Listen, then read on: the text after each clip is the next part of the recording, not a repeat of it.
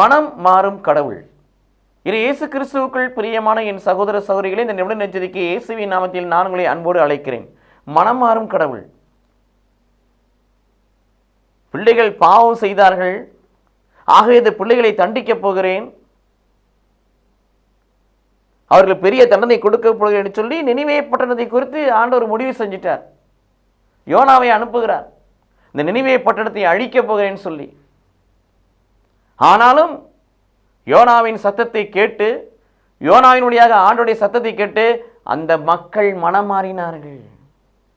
அழிக்க போறேன்னு சொல்லிட்டாரு, நினிவே பட்டணத்தை மக்களை அழிக்க போறேன்னு சொல்லிட்டாரு. ஆனாலும் யோனா கூட மனமாறுங்கன்னு சொல்ல, ஆண்டவர் நினிவே பட்டணத்தை அழிக்க போகிறேன்னு சொல்லி அதை தான் ரொம்ப பயங்கரமா பிரகடனம் பண்றாரு. ஐயோ, நம்மையும் நம் மக்களையும் நாட்டையும் கடவுள் அழிக்க போறான்னு எண்ணி இதெல்லாம் நம்ம செஞ்ச பாவத்தினால வந்துடு சொல்லி எல்லாரும் சாக்கு உடைத்து சாம்பல் பூசி ஆண்டவரின் உபகாசம் இருந்து கடவுள் நோக்கி மண்டாட ஆரம்பிக்கிறார்கள். அரசன் முதற்கொண்டு ஆண்டி முதற்கொண்டு விலங்குகள் எல்லாருமே, எல்லா உயிரினங்களும் சேர்ந்து கடவுளை நோக்கி செபிக்க ஆரம்பிக்குது, மண்டாட ஆரம்பிக்குது, பாவத்தை அறிக்கை செய்கிறது, பாவங்களை மன்னியும் என்று கதறுகிறது, சாக்கு உடை அணிகிறது, சாம்பல் பூசப்படுகிறது, உபகாசம் இருக்கிறாங்க, தங்களுடைய கடவுள்கிட்ட ஒப்பு கொடுக்குறாங்க. இந்த மக்கள் மனம் மாறியதை கண்டு கடவுள் தன் மனதை மாற்றிக்கொண்டார்.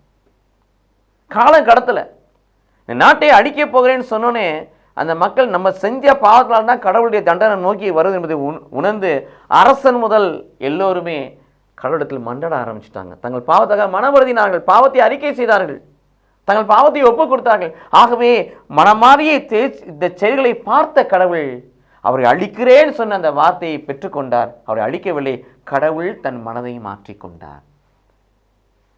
அத்தகைய சூழ்நிலை தான் அவருடைய வாழ்க்கையில் நிறைவேறுகிறது.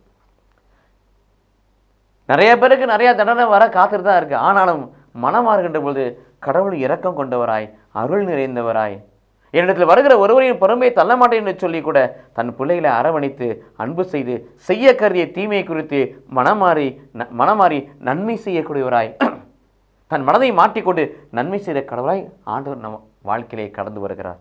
ஆகவே பிரியமானவர்களே, நினிவே மக்கள் ஆண்டவரின் இரக்கத்தையும் அருளை பெற்றுக்கொண்டது போல நாமும் பாவங்களை அறிக்கை செய்து நாமும் கடவுளின் இரக்கத்தையும் அருளை பெற்றுக்கொள்வோம், ஆண்டவரில் வாழ்வோம். கடவுள் நம்மை ஆசீர்வதிப்பாராக. ஆமீன்.